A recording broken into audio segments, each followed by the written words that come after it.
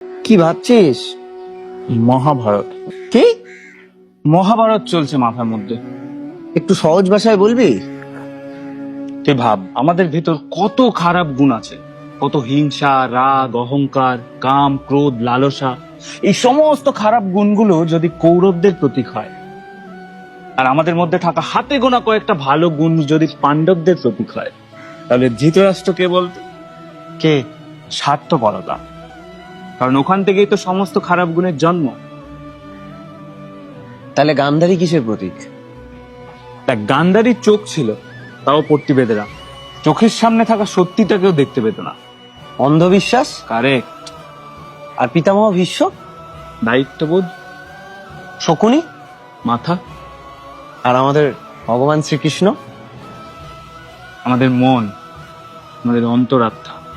তাহলে কর্ণ কিসের প্রতীক?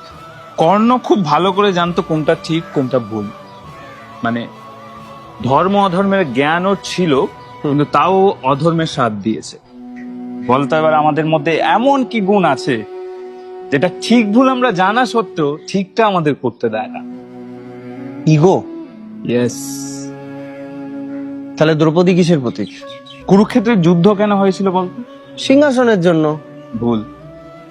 সিংহাসনের জন্যই যদি যুদ্ধ হতো তাহলে পাণ্ডবরা অনেক আগেই যুদ্ধ করতে পারতো, কিন্তু সেটা করেনি। করেছে কখন? দ্রৌপদীর বস্ত্রহরণের পর। ইয়েস। তাই দ্রৌপদী এখানে আমাদের আত্মসম্মানের প্রতীক। আর আমাদের আত্মসম্মানে যখন আঘাত লাগে, তখন আমাদের হাতে গোনা যে ভালো কয়েকটা গুণ আছে, তারা আমাদের ভেতর ভেতর হাজারটা তামসিক গুণ, মানে খারাপ গুণগুলোর সাথে যে ক্রমাগত যুদ্ধ চালিয়ে যায়, সেটাই কি আসল কুরুক্ষেত্র নয়? কারেক্ট।